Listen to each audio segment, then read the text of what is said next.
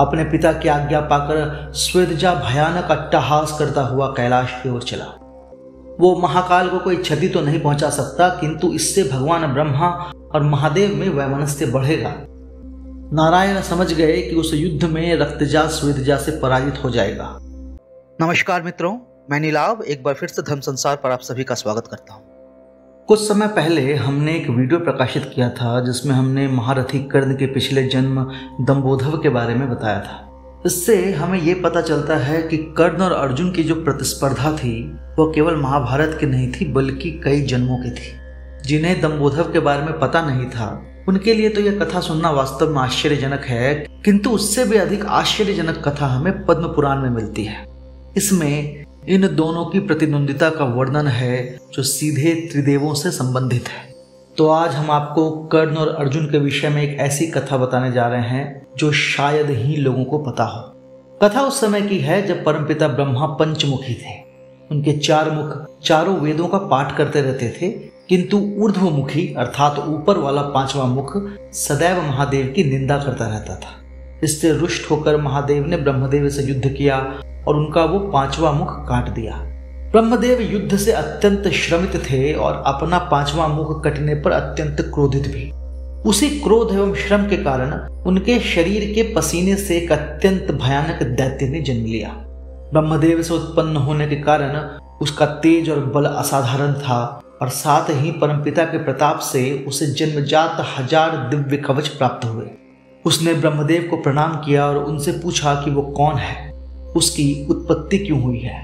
तब ब्रह्मदेव ने अपने पसीने अर्थात स्वेद से जन्मे उस असुर का नाम स्वेदजा रखा और महादेव से हुए अपमान के कारण उन्होंने उसे भगवान रुद्र से युद्ध करने के लिए कैलाश की ओर जाने की आज्ञा दी। अपने पिता की आज्ञा पाकर स्वेदजा भयानक अट्टहास करता हुआ कैलाश की ओर चला। उधर कैलाश में भगवान शिव समाधि में जाने वाले थे कि उनके गणों ने बताया कि स्वेदजा उनसे युद्ध करने को कैलाश आ रहा है। उन्होंने स्वेदजा के भयानक रूप और बल की भी चर्चा की और महारुद्र से प्रार्थना की कि वे उस महान असुर का वध करें। तब महादेव ने भगवान विष्णु का स्मरण किया।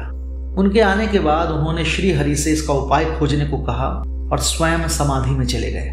जब श्री हरि ने स्वेदजा का रौद्र रूप देखा तो उन्होंने अपने रक्त से एक अन्य असुर की उत्पत्ति की और उसका नाम रक्तजा रखा अर्थात रक्त से जन्म लेने वाला। रक्तजा नारायण की शक्ति से जन्मा था और युद्ध कौशल में उन्हीं के समान था। नारायण के आशीर्वाद से उसकी 1000 भुजाएं थी और वह 500 दिव्य धनुषों का स्वामी था। उसने नारायण से पूछा कि उसका जन्म क्यों हुआ है। तब श्रीहरि ने उसे बताया कि क्रोधवश ब्रह्मदेव ने स्वेदजा नामक एक असुर की उत्पत्ति की है जो महादेव से युद्ध करने की मूर्खता करने जा रहा है। वो महाकाल को कोई क्षति तो नहीं पहुंचा सकता, किंतु इससे भगवान ब्रह्मा और महादेव में वैमनस्य बढ़ेगा। अतः वो जाए और स्वेदजा को किसी भी प्रकार रोके। नारायण की आज्ञा पाते ही रक्तजा ने तत्काल कैलाश की ओर जाते हुए स्वेदजा को रोका और उसे युद्ध के लिए ललकारा। तब उन दोनों असुरों में भयानक युद्ध प्रारंभ हुआ। दोनों ब्रह्मदेव और विष्णुदेव के अंश से जन्मे थे और अतुल बलशाली थे। दोनों के बीच वह युद्ध कई वर्षों तक चलता रहा। उस युद्ध में श्रीहरि के अंश रक्तजा ने ब्रह्मदेव के अंश स्वेदजा के 1000 में से 999 कवच तोड़ डाले। वहीं स्वेदजा ने रक्तजा के 1000 हाथों में से 998 हाथ काट डाले और उनके 500 धनुषों का नाश कर दिया। अब रक्तजा के पास कोई भी अस्त्र या शस्त्र शेष नहीं था, किंतु स्वेदजा के पास उसका एक दिव्य कवच अभी भी बाकी था।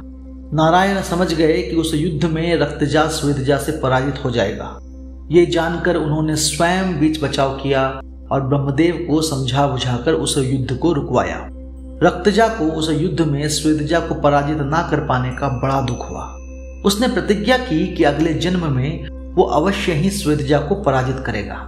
अपने अंश रक्तजा की इस कामना को देखकर श्रीहरि विष्णु ने उसे आशीर्वाद दिया कि अगले जन्म में रक्तजा की सहायता के लिए वे भी अवतार लेंगे।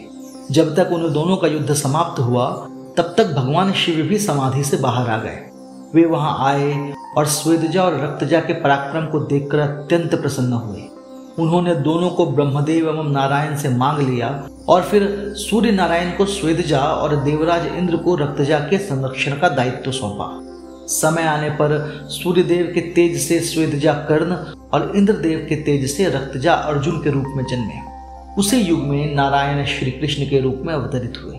कर्ण अपने बचे हुए उस एक कवच के साथ ही जन्मे, किंतु श्री कृष्ण और देवराज इंद्र के छल के कारण उसे अपना कवच दान करना पड़ा और अर्जुन ने अपने पूर्व जन्म की प्रतिज्ञा के कारण अंततः कर्ण को पराजित किया और उसका वध किया।